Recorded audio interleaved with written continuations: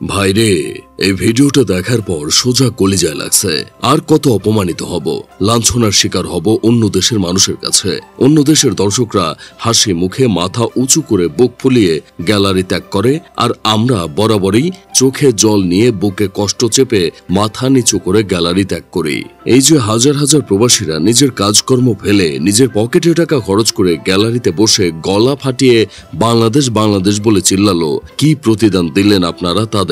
আপনাদের তো উচিত ছিল খেলা শেষ হবার পর প্রতিটা প্রবাসীর পায়ে ধরে মাপ চাওয়া। অবশ্য পায়ে ধরে মাপ চাইলেও আপনারা ক্ষমার অযোগ্য। আমার খুব আফসোস হয় এটা ভেবে, আপনারা আয়নায় নিজেদের চেহারাটা দেখেন কি করে? নিজের চেহারা দেখে নিজের মুখে কি থুথু দিতে ইচ্ছে করে না? বিশ্বাস করেন, আপনাদের লাজ লজ্জা থেকে দৌলুদিয়া পল্লীতে যারা টাকার বিনিময়ে খোলে তাদের লাজ লজ্জা বেশি। আপনাদের লাজ লজ্জা চেয়ে নীল ছবির অ্যালেক্স স্টার, অ্যাঞ্জেল হোয়াইট ওদের লাজ লজ্জা বেশি। আপনাদের লাজ লজ্জার চেয়ে নিঝুম মজুমদারের লাজ লজ্জা বেশি। এই যে আপনাদের মনে লাজ লজ্জা নাই, তার কারণটা কি জানেন? তার কারণ হলো আপনাদের মন মানসিকতার উপর কালা কুত্তা এক পা উঁচু করে হিসু করে দিছে। আপনারা ক্রিকেটার হলেও ম্যাচে জেতা আপনাদের লক্ষ্য না। আপনাদের লক্ষ্য হলো জিম্বাবুয়ের সাথে এক ম্যাচ ভালো করে 15 বছরের জন্য দলের জায়গা করে নেওয়া, প্রতি মাসে 6-7 লাখ টাকা বেতন পাওয়া, বড়লোক বাপের সুন্দরী মেয়েকে বিয়ে করা, ঢাকায় ফ্ল্যাট আর গাড়ি কেনা। চিন্তা করেন ভাই অবস্থাটা। এই মডার্ন ক্রিকেটে যেখানে অন্য দলগুলো টি-20তে 200+ রান করে, সেখানে আমরা 120 বলে 136 রান নিতে পারি না। অথচ আমরা স্বপ্ন দেখেছিলাম ফাইনালে গিয়ে ইন্ডিয়াকে হারিয়ে এশিয়া কাপ জিতবো। আরে মিয়া, ইন্ডিয়ান নারী ক্রিকেট দলের সাথে আগে ম্যাচ জিতে দেখান, পরে না হয় পোলাদের সাথে জেতার কথা চিন্তা করবেন।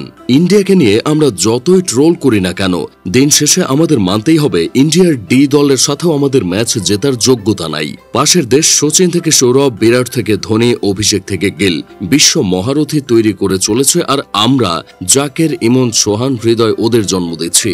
মাথা ঠান্ডা করে একবার চিন্তা করে দেখেন, যখন বাংলাদেশ দলের 93 বলে 113 রান দরকার ছিল, তখন চুল পাকনা বাইম্মাস, তৌহিদ, হৃদয়, শহীদ আফ্রিদের বলে ছক্কা মারতে গিয়ে আউট হলো। অথচ সিঙ্গেল নিয়ে খেললেও ম্যাচটা আমরা সুন্দরভাবে জিতে যেতাম। আরেক সন পাপড়ির পোলা সোহান প্রথম বল থেকে চাচ্ছিল হ্যারিস রোফের বলে ছক্কা মারতে। মানে এই সময় ছক্কা মারার কারণটা কি ছিল? মাদার প্লাস্টিক মেহেদি সেও নওয়াজকে ছক্কা মারতে চাচ্ছিল।